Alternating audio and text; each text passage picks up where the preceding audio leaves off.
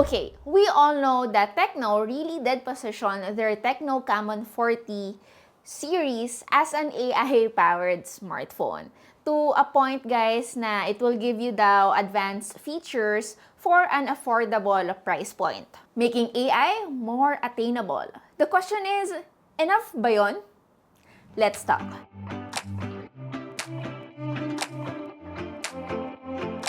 Hey guys, it's your Tech Girl Mary and welcome back to our YouTube channel. So, bago ulit yung setup natin, medyo nostalgic kasi ganito yung setup natin before. Binalikan ko lang para maiba naman ulit. Halos pakalahati na rin kasi yung taon. Pero grabe no, ang bilis. So, yung title ng video natin is Tecno Camon 40 Pro pero pasulpot-sulpot yung premiere, pag-usapan na rin natin. May konting comparison na rin tayong gagawin. Alright, so pricing muna tayo. This Tecno Camon 40 Pro 5G is 12,999 pesos. And that is for the 8 gig of RAM. Now, if you want it to be 12 gig, you can get it for 14,999 pesos. At kung ibibase natin siya sa naging price point ng 30 Pro from last year, sa computation ko, parang it's 1,000 cheaper now. Although, sadly, hindi po expandable storage yung smartphone na to. So, medyo bitin, or sa iilan magiging bitin po yung 256 gig of storage. Lalong-lalo na walang option to get the higher one, which is 512 gig. One thing I like about smartphones of Transsion, not just Tecno, even Infinix, kompleto talaga when it comes to their packaging. Not all devices, even budget phones, has a readily available power brick. By the way, what I have is in Glacier White. It is also available in black and green. Paperwork, and what I've been waiting for to share with you guys is yung case niya. Which is, alam ko namang sinabi na to ng iba pang tech reviewers, pero look at that. Ang ganda ng kulay, ang ganda ng itsura. Although it's a hard case, hindi lahat magugustuhan ng hard case, pero hindi mo na kailangan bumili or maghanap ng third-party case kapag bili nyo nitong smartphone na to. Syempre, yung 45 watts power brick natin and yung charging cable. I know, medyo nagulat kayo kasi downgrade yung ating charging speed ngayon, pero mamaya pag-uusapan natin yan.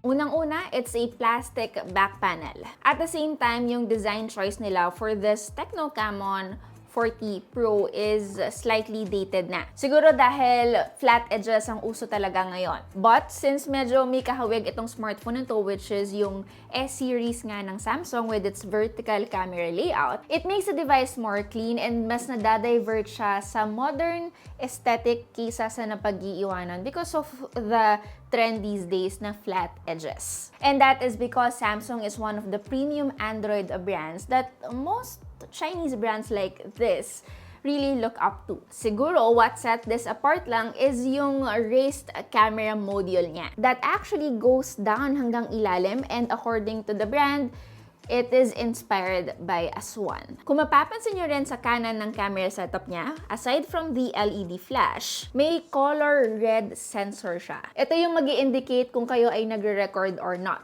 Now, what's new? Si Tecno, nag-introduce sila ng isa pang button na makikita sa pinaka-left ng device. Ang tawag nila dito is One Tap Flash Snap. Medyo similar how the action button works with iPhones. And dalawa rin yung command na pwede nyong magawa sa kanya. Long press if you want to access Ella, and double press naman if you want to access the Flash Snap feature from the camera app. Now, ang tanong, remappable ba to? Actually, pwede naman. All you need to do is go to the settings. Sa bandang ilalim, scroll down lang kayo ng onte, makikita nyo yung one tap button. Yung itsura pa nga lang, no, kung makikita nyo ngayon, it's really giving iOS. But yes, if you wanna change the double press option, pwedeng ibang commands like notes, flashlight, and even some third-party apps. Now, for long press, again, this is Tecno's Ella, but if you don't like to use that, pwede nyo rin siyang palitan ng Google. But to those who doesn't know, iba pa ito sa Gemini. Again, if Gemini naman ang pag-uusapan natin and you wanna access that, sa power button tayo pipindot. I'm glad that Tecno incorporated it sa lahat ng smartphone nila dito sa series na to, hindi lang doon sa mas premium, which is the Premier. At the same time, convenient siyang gamitin. It's the type of button na hindi basta-basta nilagay lang for the sake of having an extra button. It's useful enough for every day. Now, display. Sabi ng ilan, ito daw yung standout feature ng device na to. Para sa akin, sakto lang. Hindi ito dahil curved yung display niya at bias ako sa mga smartphones with flat displays. Unang-una, I appreciate that it comes with a Corning Gorilla Glass 7 eye protection, premium enough para mas ma-extend yung lifespan ng device. The colors is also vibrant and yung scrolling niya smooth naman. Siguro kung ininitpick lang natin yung display niya, especially the refresh rate, hindi siya accurate most of the time. Again, it's 144 Hz. On paper, that's very, very impressive. Pero most of the applications na ginagamit ko, hindi niya ito masyadong na-utilize. We also tried a bit of gaming, hindi rin lumalabas yung 144 Hz gaano. So yes, we find that in most cases, it only uses 120 Hz rather than 144. Perhaps, what's impressive is really the presence of IP68 and IP69 rating. And this specific feature, guys, can be seen on the higher-end mid-range devices. I'm glad that Tecno finally increased their IP rating even on their budget phones. And in the long run, this will reduce electronic waste. By the way, kung gusto nyo ng onting comparison, yung display po ng Tecno Camon 40 Pro is curved, while in comparison with the Premier, the display is flat. Now, the cameras. Alam kong tatlo yung nakikita nyo, but yes, dalawa lang po yung technically gumagana sa kanya. The first one is a 50 megapixel Sony LYT700C Ultra Night main camera. Wow, ang haba.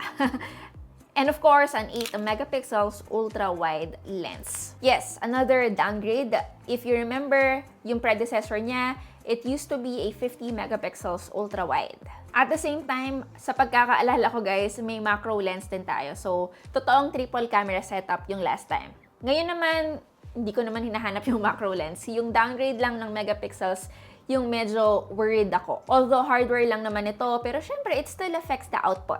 Buti na lang na-maintain pa rin na 50 megapixels yung selfie camera natin, and output-wise, masaya pa rin ako sa mga kinalabasan. Skin tone color is still okay. At the same time, I really love the subject to background separation every time I use the portrait mode. Now, the camera performance, especially output ng 50 megapixel sensor, is quite impressive. Lalong-lalo na again yung price point niya.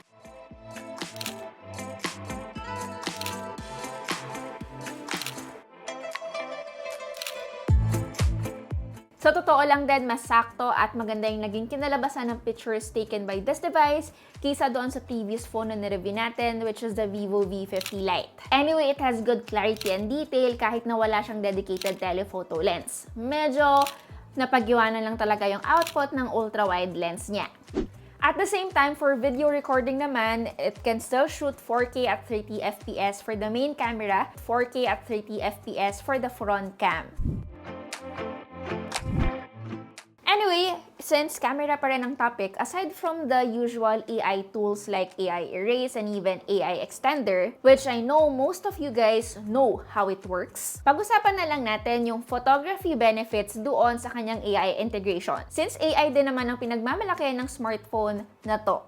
So, isa sa mga features niya is what we call Smart Scene Detection. This will automatically optimize the camera settings based doon sa pinipicturean nyo. Na-identify agad ng system yung scenarios from landscapes to food photography, na kung saan kusa niyang i-adjust yung saturation, sharpness, and even contrast, producing more appealing images without requiring manual adjustments. Masyadong fancy yung terms, no? Pero para sa akin in layman, it helps, lalo na makorrect yung kulay, but I would say this is what almost all cameras has AI and all cameras are smart now. So yes, for the camera user experience, it does help sometimes, but I wouldn't say na sobrang significant.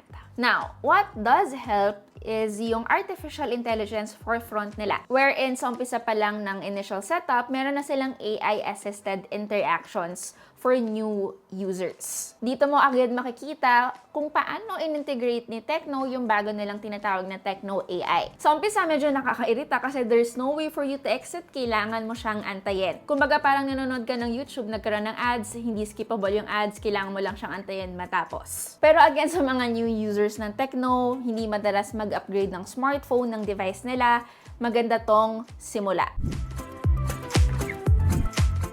Now, let's talk performance. Etong Tecno Camon 40 Pro 5G, it comes with a MediaTek Dimensity 7300 processor. Hindi bago tong chipset na to, ito yung madalas na ginagamit sa mga lower-end mid-range devices. Compared sa predecessor niya na Camon 30 Pro 5G, medyo downgrade ito. Which I think to those who expect a really good chipset, especially for year-over-year improvements, madidisappoint talaga. And then, again, sinabi ko sa umpisa pa lang na pwede kang mamili between an 8GB of RAM or 12GB of RAM. Personally, feeling ko ang pinaka-smart bilhin yung 8GB of RAM. 8GB is more than enough for an everyday use. Mas mura, tapos same 256GB storage pa rin naman yung makukuha nyo. Ang kinalungkot ko lang, bukod sa wala tayong higher storage na option, wala rin po tayong eSIM support.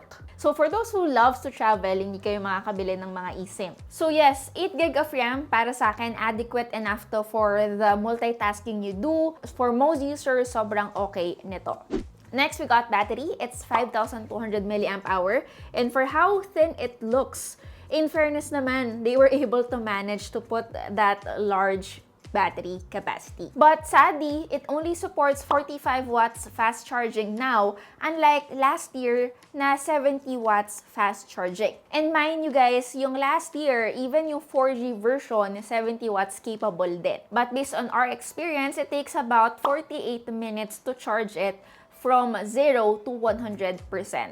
Still not bad, mabilis pa rin naman yun. It's still under an hour, but still, kita mo yung downgrade eh. Siguro less acceptable lang yung downgrade kung tinaasan nila yung price. Good thing I guess they were able to make the pricing cheaper. Now, for my overall user experience like UI, nandun pa rin yung bloatware, hindi siya mawawala. Again, this usually comes with smartphones that comes with this price point. So yes, always manage your expectations, especially sa software na kayang i-provide ng mga budget devices. Alam kong importante ang software, pero doon sa mga nagtitipid, hindi ito masyado kinoconsider.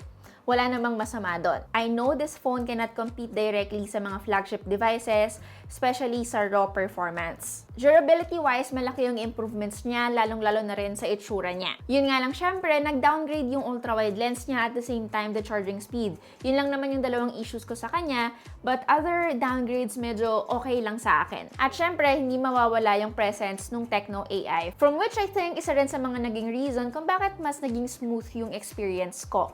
Anyway, actually, that's it for today's video. Yun lang yung masasabi ko for the new Tecno Camon 40 Pro 5G. If you have any more questions, let me know. Again, it's your Tech Girl Mary, and see you on our next video. Bye!